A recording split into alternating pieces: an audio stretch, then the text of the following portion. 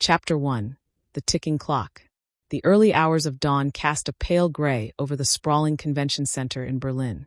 The crew of Eventech Pro, a full-service company specializing in sound systems, lighting setups, LED panel installations, video management, and online broadcasts, had been working tirelessly for 2 days. Tonight, they were set to orchestrate one of the most ambitious events of the year, a multinational tech giant's worldwide product unveiling. The stakes were astronomical. Thousands would attend in person, millions more would watch online, and there was zero room for error. Inside the cavernous hall, the scene was electric with energy and chaos. Max, the meticulous team leader, stood at the center of the room, his tablet in hand, barking orders into a headset. A man in his early 40s with dark, calculating eyes, Max thrived under pressure, but carried the weight of the entire operation like a yoke on his shoulders.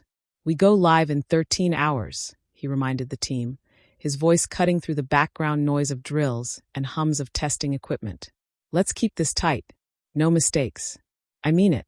Over by the LED panels, Tara, the tech genius responsible for video synchronization, was half buried in cables.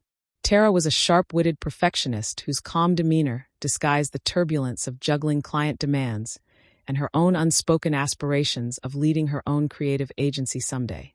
Today, however, her immediate concern was a flickering panel that refused to stabilize. "Panel 4 keeps shorting," she muttered, frustration evident as she adjusted the wiring. "If this thing dies mid-show, Max will explode into 1,000 angry pieces?" quipped Jake, the team's sound engineer, as he sauntered past. Jake, the jokester of the group, used humor to mask his tendency to overthink. In his late 20s, with a habit of chewing gum incessantly, he had built a reputation for calming the team's nerves, even in the tensest moments.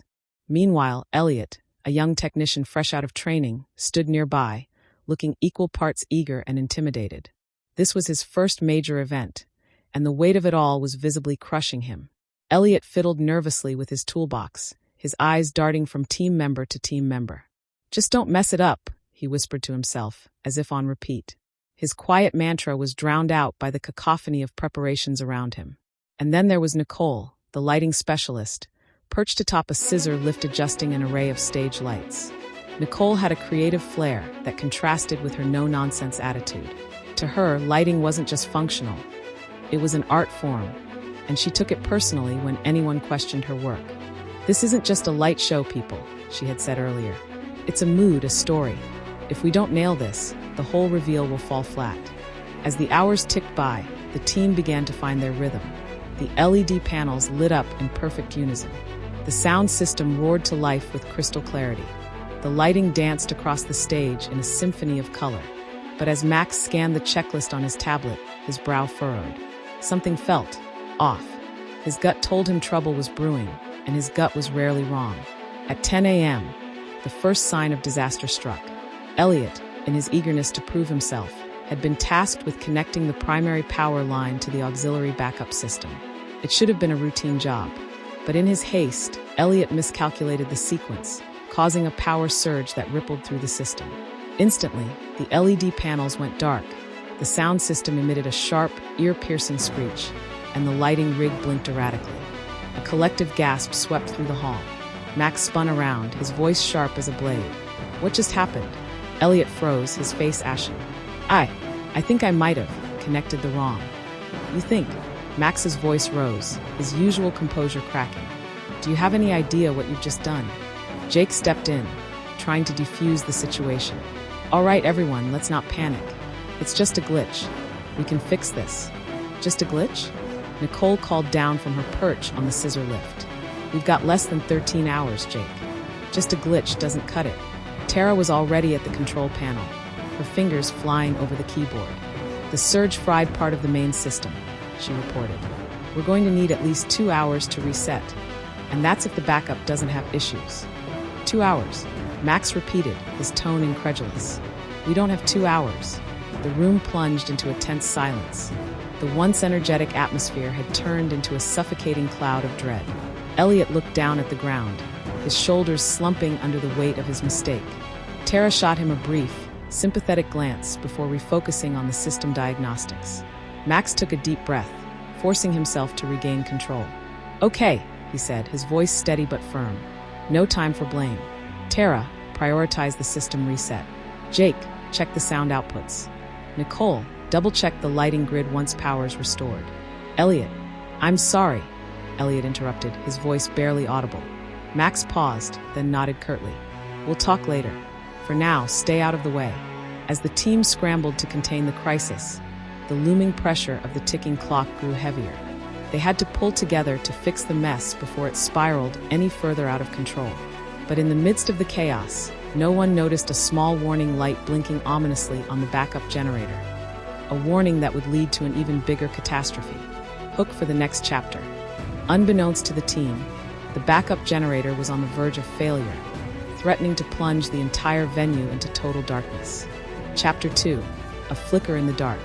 The air inside the convention center felt heavier now, as if the walls themselves were holding their breath. The team at Eventech Pro had managed to restart parts of the system, but the tension was palpable. Every step forward felt like a race against an unseen threat, and the stakes were impossibly high. Yet, no one had noticed the faint hum of the backup generator growing erratic, a prelude to the next disaster. Max paced the room like a general on a battlefield, his tablet clutched in one hand, the other rubbing his temple in frustration. "Tara, give me an update. Are the LED panels stable yet?" Tara, hunched over her workstation with a tangle of wires sprawled across the desk, replied without looking up. "I've reconnected the primary systems, but the panels are still flickering. I think the surge did more damage than we thought." "Think or no?" Max shot back, his tone sharper than he intended. Tara exhaled slowly, clearly fighting the urge to snap. "I'll know when I get more time to run diagnostics. But let's be real, time's not something we've got a lot of." Jake, always quick with a quip, leaned against one of the speaker towers. "Well, at least the sound system's back online. Not that it matters if no one can see the stage." Nicole descended from the scissor lift, wiping her hands on her cargo pants. "Lighting grid's operational, but it's only good if the panels hold. Max, we can't keep throwing patches at this. If one more system fails..." She was interrupted by a loud, ominous pop from the far side of the hall. All eyes turned toward the backup generator, now shrouded in a thin veil of smoke. The faint hum stopped altogether, plunging the room into eerie silence. And then, the lights went out. For a moment, no one moved or spoke. The darkness seemed to stretch infinitely, broken only by the dim glow of emergency exit signs. Finally, Jake's voice cut through the void. "So, that's bad, right?" Max pulled out his flashlight, the beam slicing through the darkness. "Everyone stay calm. Nicole, grab your toolkit. Tara, figure out what's still functional. Jake, check the main breaker panel." "What about me?" Elliot asked tentatively, his voice trembling. Max hesitated, then pointed his flashlight in the young technician's direction. "Stay close. I might need you." The team scattered, each armed with their own tools and expertise. The sound of footsteps echoed through the cavernous space as they worked in near-total darkness. Tara's fingers flew over her keyboard. The glow of her laptop screened the only light in her corner of the room. Jake muttered under his breath as he fumbled with the breaker switches. Nicole's tools clinked as she methodically inspected the generator. Elliot followed Max closely, his heart pounding in his chest. He felt like every shadow in the room was mocking him, reminding him of the mistake that had set this chain of events in motion. "I'm really sorry," he mumbled. "Not now," Max replied curtly. His voice softened slightly as he added, "We'll talk about it later. Right now, we've got a job to do." Suddenly, Nicole's voice rang out. "Found the issue." She held up a charred power coupling, its edges blackened and frayed. "This thing's toast. No wonder the generator gave out." "Can you fix it?" Max asked. "Not without a replacement. We'll need to pull one from the supply truck outside." Nicole glanced at Elliot. "Think you can handle that, rookie?" Elliot nodded, his determination outweighing his fear. "I'll get it." Max handed him the flashlight. "Be quick, and don't drop it." As Elliot ran toward the loading dock, the rest of the team continued their efforts to stabilize the remaining systems. Tara let out a triumphant sound as her laptop screen flashed green. "I've got partial power back to the panels. It's not perfect, but it'll hold for now." "Good work," Max said. He turned to Nicole. "How long do you need once Elliot gets back?" 10 minutes tops, she replied, assuming nothing else blows up. The tension in the room began to ease, just slightly. But Max couldn't shake the feeling that they were merely putting bandages on a gaping wound.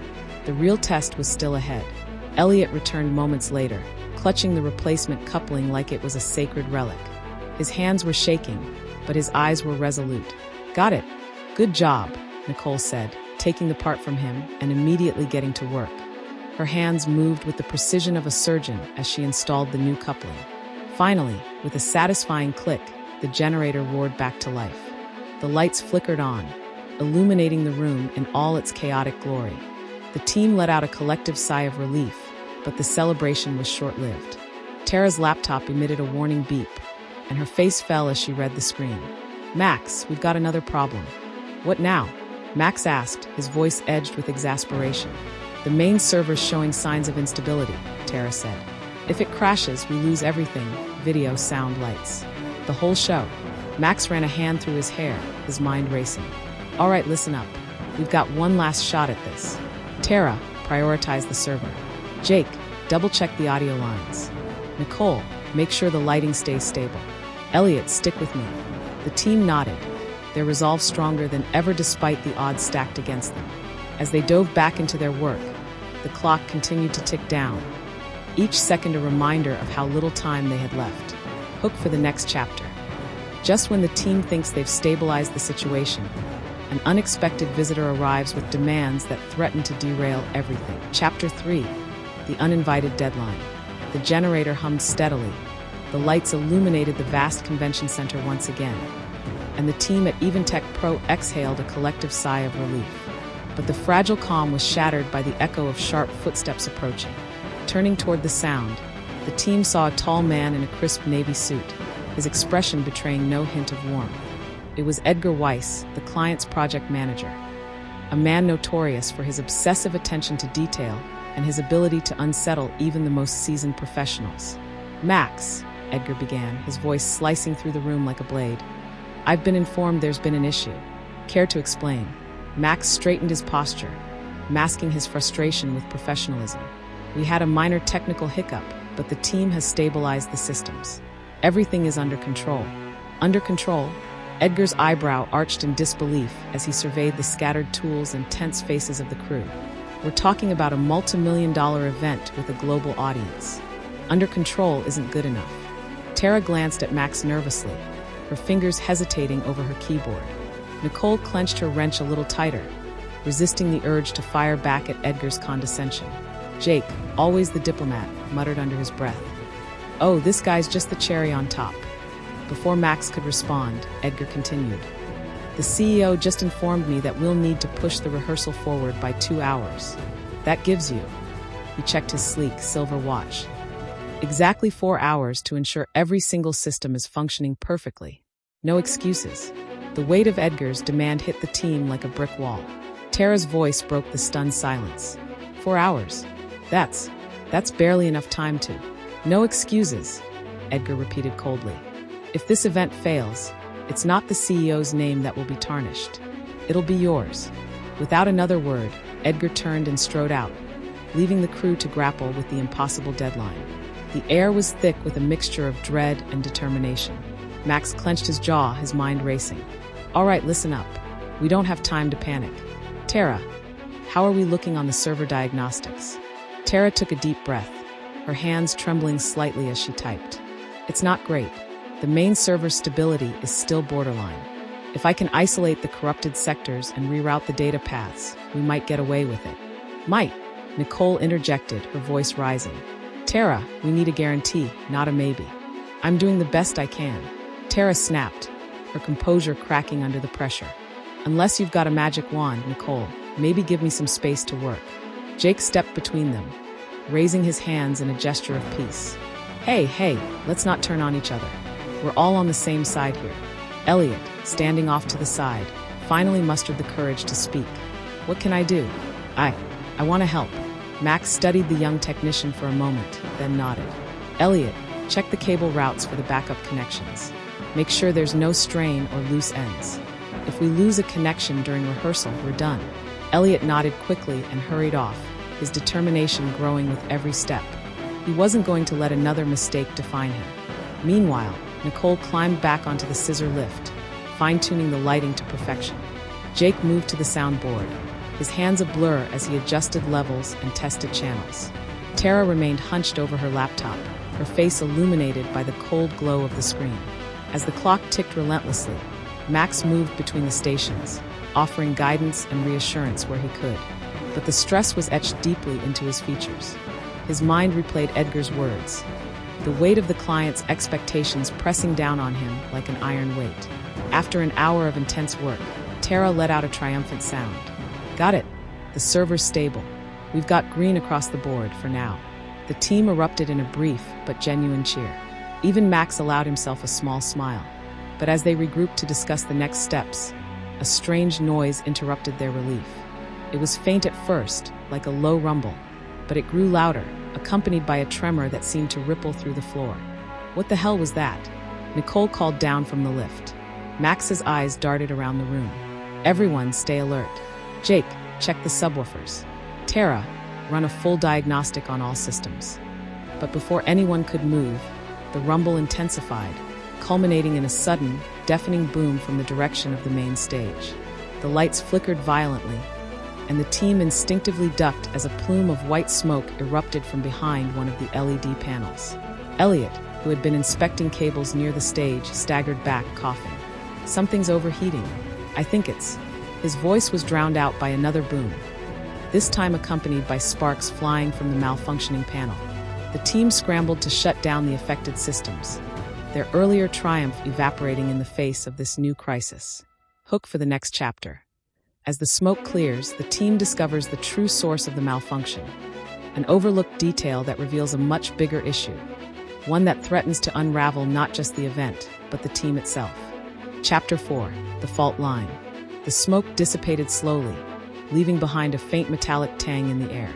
The team stood frozen for a heartbeat, the malfunctioning LED panel still crackling with residual sparks. Max was the first to snap back to action, his voice cutting through the haze. Kill the power to the main stage. Tara, pull the diagnostics now. Tara's fingers danced across her keyboard, her screen illuminating her furrowed brows. Got it, shutting it down. But Max, we've got a bigger issue here. The panel's internal cooling system completely failed. That's what caused the overheating. Max frowned, his mind whirring. Why would the cooling system fail? It passed all the pre-event checks. Jake, who had rushed over to inspect the damaged panel, chimed in. Looks like there's an issue with the power distribution board. It's drawing way too much voltage. He paused, his gum chewing slowing as realization dawned. Wait a second. This isn't just one panel. If it's the board, it could affect the entire array. Nicole climbed down from the scissor lift, wiping soot from her face. Great. So we're not just dealing with a faulty panel. We've got a systemic problem. And with 4 hours to go. The weight of her words settled over the team like a storm cloud. Max pinched the bridge of his nose, trying to suppress the surge of frustration threatening to boil over. All right, he said, his tone sharper than he intended. We need solutions, not problems. Tara, can you reroute the power to bypass the faulty board? Tara hesitated, her face conflicted. I can try, but it's risky. If the reroute overloads another section, we could end up frying more equipment. Do it, Max decided, his voice firm. We don't have a choice. Elliot, who had been hovering at the edge of the group, stepped forward hesitantly. What if we isolate the damaged panel entirely? Take it offline so it doesn't affect the others. Nicole raised an eyebrow. Not a bad idea, rookie. But that still leaves us with one panel down. The symmetry of the display will be off. Better than the whole system going down, Jake pointed out. Max nodded. Okay, let's isolate the panel. Nicole, handle the physical disconnect. Tara, start the reroute. Jake, monitor the voltage levels across all systems. Elliot, he paused, his gaze softening slightly. Good thinking. Stick with Nicole and help her with the disconnect. The team sprang into action, each member focused on their task. The atmosphere was tense but purposeful. This was what they did best, rising to meet impossible challenges. But as the minutes ticked by, Max couldn't shake the nagging feeling that they were still missing something. Nicole and Elliot worked quickly to isolate the damaged panel. The young technician followed her lead, his earlier nerves replaced by a quiet determination. As they removed the final connection, Nicole glanced at him. Not bad for your first big gig, kid. Elliot managed a small smile. Thanks. I just don't want to mess up again.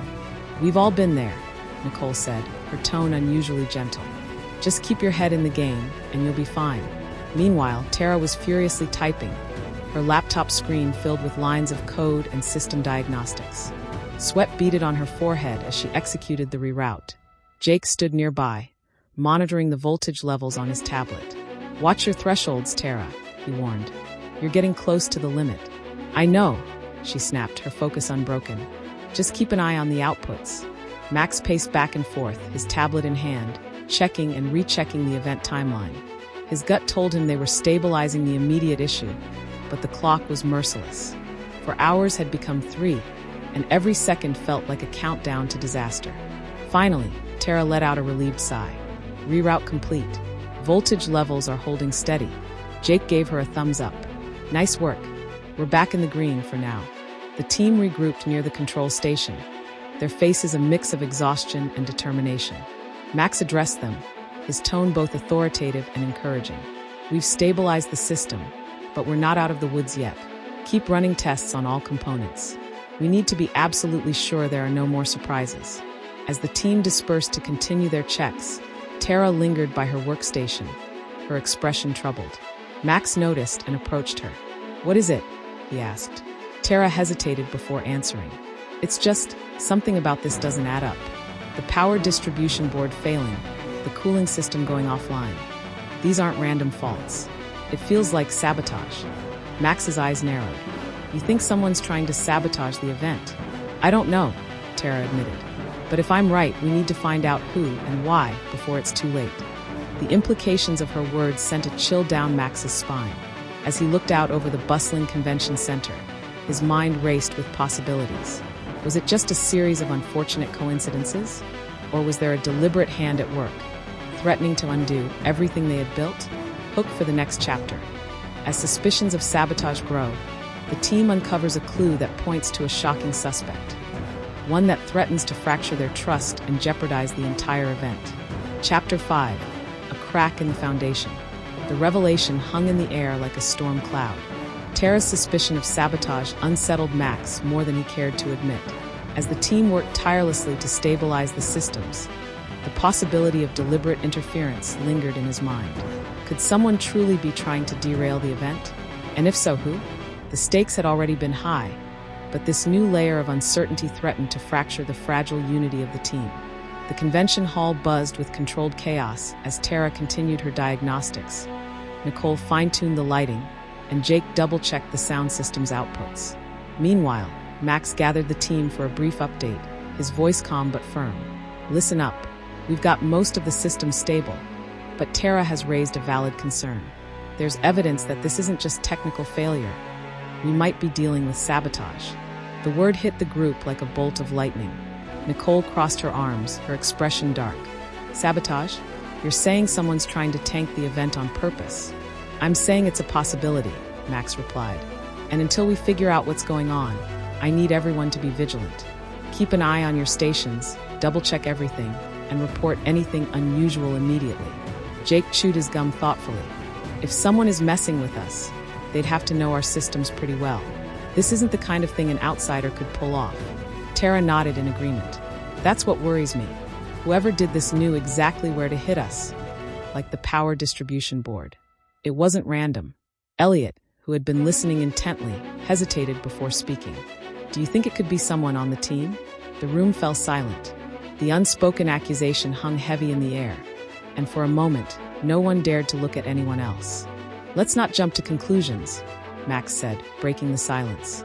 We don't have any evidence yet. Right now, our focus is on securing the systems and making sure the event goes off without a hitch. Tara, keep digging into the logs. Jake, Nicole, stick to your stations. Elliot, I want you to assist Tara. Keep your eyes open for anything out of the ordinary. The team dispersed, each member returning to their work with a renewed sense of urgency. But the seed of doubt had been planted, and it quietly gnawed at each of them. As the hours ticked by, Tara and Elliot pored over the system logs, searching for clues. The young technician's nerves had settled somewhat, and he found himself appreciating Tara's methodical approach.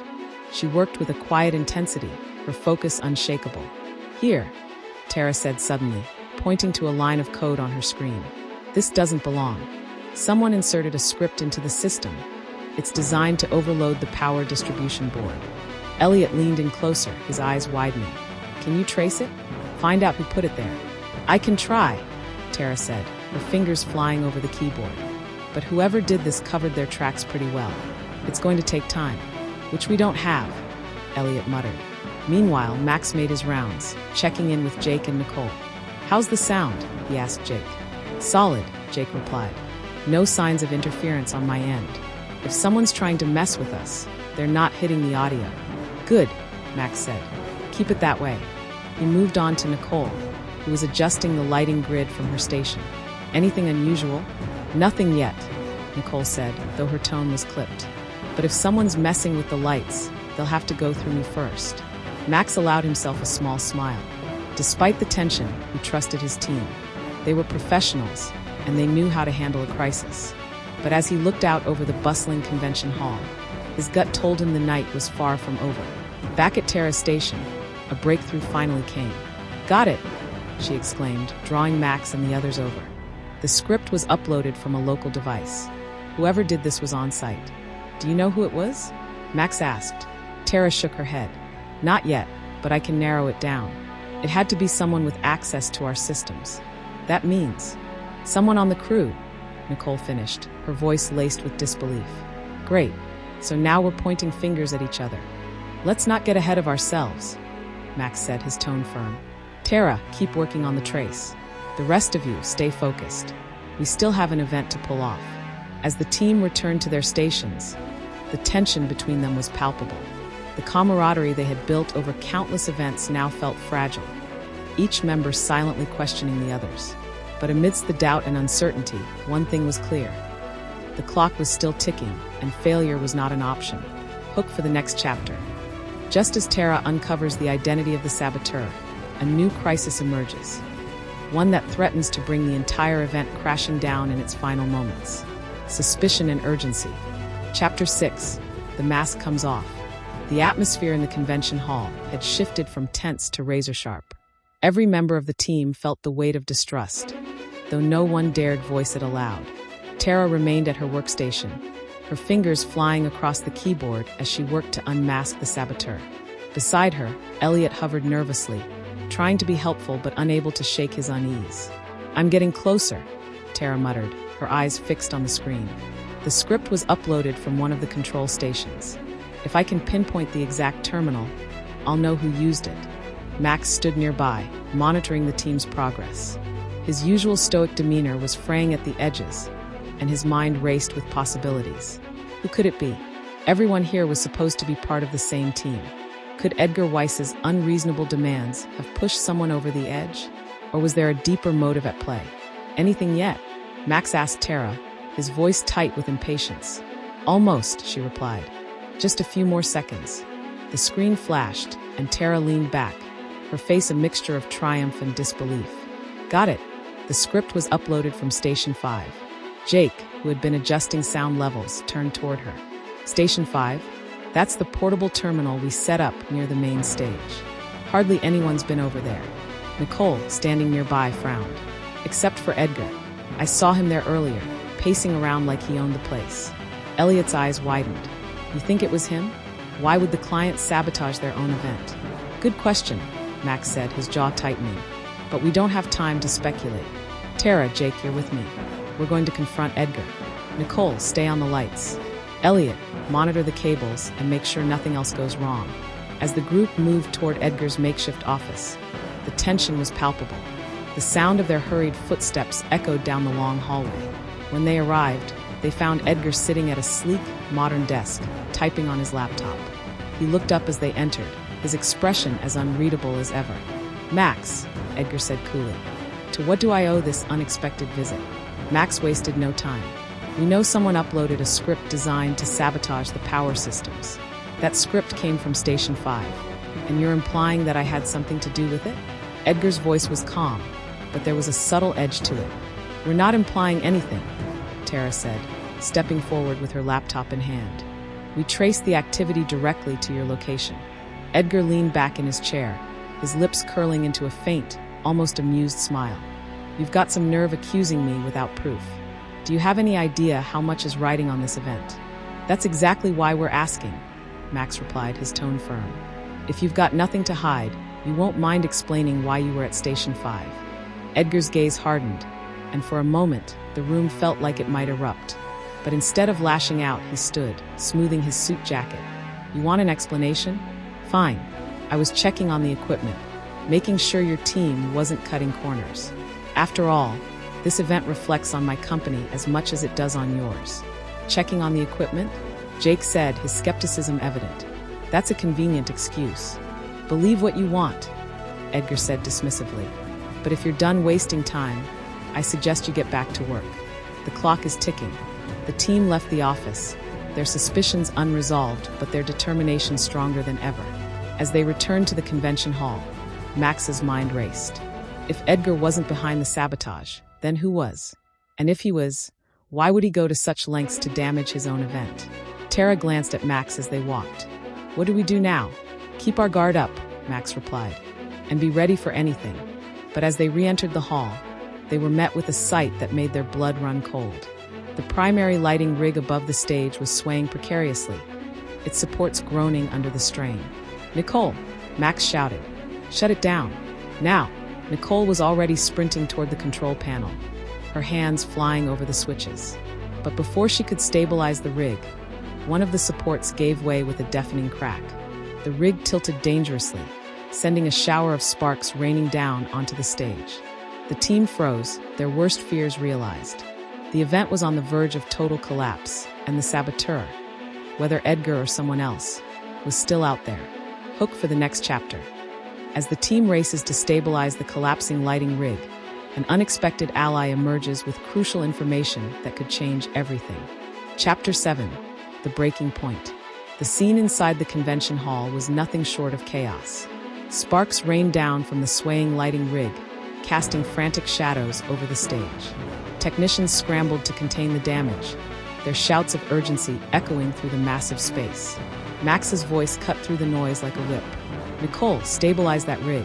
Tara, shut down the power to the grid before it overloads." Nicole was already in motion, her instincts taking over as she dashed to the scissor lift. Elliot, close on her heels, grabbed a spare harness and followed her up without hesitation. "I'll help," he shouted, his voice barely audible over the cacophony. Tara's hands flew over her keyboard, her focus unshaken despite the chaos unfolding around her. "Shutting it down now," she called, sweat dripping down her forehead. The lights flickered and dimmed, but the rig continued to groan under its own weight, teetering precariously. Jake, stationed by the soundboard, watched the scene unfold with growing anxiety. "I've got the audio locked down, but if that rig comes down, it's going to take half the stage with it, and us along with it." Max's mind raced, calculating every possible outcome. He grabbed his radio and barked into it. "Everyone not on the rig or essential systems, clear the area. Now!" Technicians scattered like leaves in a storm, leaving only the core team to face the unfolding disaster. Nicole and Elliot reached the top of the lift, the creaking and groaning of the rig loud in their ears. "We need to secure the crossbeam," Nicole yelled, pointing to a sagging section of the structure. "If that goes, the whole thing's coming down." "I've got it," Elliot replied, his voice steadier than it had been all night. He grabbed a tension strap from Nicole's toolkit and began fastening it to the beam, his hands moving with surprising confidence. Meanwhile, on the ground, Max noticed a figure entering the hall from the side entrance. It was Edgar Weiss, his normally unshakable composure replaced by an expression of alarm. He approached Max quickly, his voice low but urgent. "What's going on here? Why is the rig unstable?" "We're handling it," Max replied curtly, his suspicion of Edgar flaring anew. "But if you've got something to confess, now's the time." Edgar's eyes narrowed. "What are you insinuating?" Max's reply was cut off by a sudden, sharp crack from above. The tension strap Elliot was securing snapped under the strain, sending the beam lurching downward. Nicole grabbed Elliot's harness just in time, steadying him as he struggled to regain his footing. "We need another strap," she shouted. On the ground, Jake tossed up a replacement strap with pinpoint accuracy. "Catch!" Nicole snatched it out of the air and handed it to Elliot. "Hurry, we don't have much time." As Elliot worked furiously to secure the beam, Tara's laptop emitted a loud beep. "Max," she called, her voice urgent. "I've got something." The server logs show a secondary script running. Someone's still actively interfering with the systems. Max's blood ran cold. "Can you stop it?" "I'm trying, but whoever's doing this is good," Tara replied, her fingers moving like lightning. "They're working remotely now." Edgar stepped forward, his expression unreadable. "If someone's sabotaging the event, they need access to your network. Have you checked for external devices?" Max's eyes widened. "No, Jake. Check all terminals for unauthorized connections." "Now." Jake moved quickly, his sharp eyes scanning every station for anything out of the ordinary. Finally, at a terminal near the edge of the hall, he found it. A small, unassuming USB device plugged into the control panel. "Got it," he called, yanking it out. "What do you want me to do with this?" "Bring it to Tara," Max ordered. "See if she can trace the source." As Jake ran to Tara's station, Nicole and Elliot secured the final strap, stabilizing the rig just as the groaning metal fell silent. The team on the ground erupted in cheers, but the relief was short-lived. Tara's expression turned grim as she analyzed the USB device. "This thing's running a remote access program," she said. "Whoever planted it could have controlled our systems from anywhere in the building." "Can you trace it?" Max asked, his voice tight. "I can try," Tara replied, her fingers flying across her keyboard. Seconds felt like hours as the room held its breath. Finally, Tara's screen displayed a location: the storage area near the back of the hall. Max grabbed his radio. "Everyone, converge on the storage area." Now, the team moved as one, their collective determination overriding their exhaustion. As they reached the storage area, they found it dark and seemingly empty. But a faint noise, a shuffle of feet, gave away the saboteur's presence. "Show yourself," Max demanded, his voice echoing in the confined space. A figure stepped into the dim light, their face partially obscured by a cap. It wasn't Edgar, as some had suspected. Instead, it was a disgruntled former employee of Eventech Pro, someone Max had fired months ago for negligence. "You," Max said, his voice a mixture of disbelief and anger. "What the hell are you doing here?" The saboteur smirked, their eyes glinting with malice. "Just evening the score." Before Max could respond, the sound of security guards arriving filled the space. The saboteur's escape plan evaporated, and they were taken into custody, hooked for the next chapter. With the saboteur captured and the system stabilized, the team faces one final test: pulling off the event with only minutes to spare and proving to themselves that they can rise above any challenge. Chapter 8: The Final Curtain. With the saboteur in custody and the systems now stabilized, the team had only minutes to spare before the rehearsal began. The tension in the convention hall was unlike anything they had experienced before. Despite their exhaustion, each member of the team felt a spark of renewed energy. They had come too far to let anything derail them now. Max called the crew together for one last briefing. His voice was steady, yet filled with an uncharacteristic warmth. "We've been through hell today, and I know every one of you is running on fumes. But we're here. We stabilized the system. We caught the saboteur. Now we've got one last push to make this event happen. I believe in every single one of you." The crew nodded, their determination reflected in their faces. Tara returned to her workstation to monitor the server, her fingers poised over the keyboard. Nicole ascended the scissor lift one final time to adjust the lighting, ensuring everything was picture perfect. Jake gave the sound system one last test, his practiced hands moving with precision. And Elliot, the rookie who had started the day with nervous energy, now moved with purpose, ensuring every cable and connection was secure. As the countdown to the rehearsal reached its final seconds, the team took their places. Max stood at the center of the control station, his eyes scanning every monitor and his hand hovering over the intercom. "All right, people," he said. "This is it. Let's show them what we're made of." With a deep breath, Max gave the signal. Lights, sound, video, go live. In an instant, the hall transformed. The lights bathed the stage in a dazzling display of color. The sound system roared to life with crystal clarity, and the LED panels projected a stunning visual montage that captured the audience's attention. The months of preparation and the day's grueling trials all culminated in this moment. As the rehearsal unfolded seamlessly, the team allowed themselves to exhale for the first time all day. Nicole descended from the scissor lift and joined Tara at her workstation. "How's it looking?" she asked. "Solid," Tara replied with a rare smile. "No glitches, no overloads. We're rock solid." Jake sauntered over, his ever-present gum-chewing slowing as he took in the scene. Not bad for a crew that was ready to tear each other apart a few hours ago. Max joined them, a rare grin breaking through his usually stern expression. "You all did good. Better than good. You proved we can handle anything." Even Elliot, who had spent the day battling self-doubt, now stood a little taller. Nicole clapped him on the shoulder. "You're all right, rookie. Welcome to the team." As the rehearsal concluded and the crew began packing up their gear, Edgar Weiss approached Max. His earlier froideur was replaced by something resembling humility. "I'll admit, I had my doubts about your team, but you pulled it off. Impressive work." Max simply nodded, his attention already shifting back to his crew. "We're a good team," he said. "That's all that matters." Later that evening, as the event officially launched to resounding success, the team found themselves huddled in the backstage area, sharing stories, laughs, and the kind of camaraderie that can only be forged through shared hardship. For the first time all day, they allowed themselves to relax. Elliot, sitting between Jake and Nicole, raised a bottle of water. "To us," he said, his voice filled with pride. "We did it." The team raised their bottles in unison, their laughter echoing through the backstage corridors. The day had tested them in ways they hadn't anticipated, but they had emerged stronger, not just as co-workers, but as a team united by resilience and trust.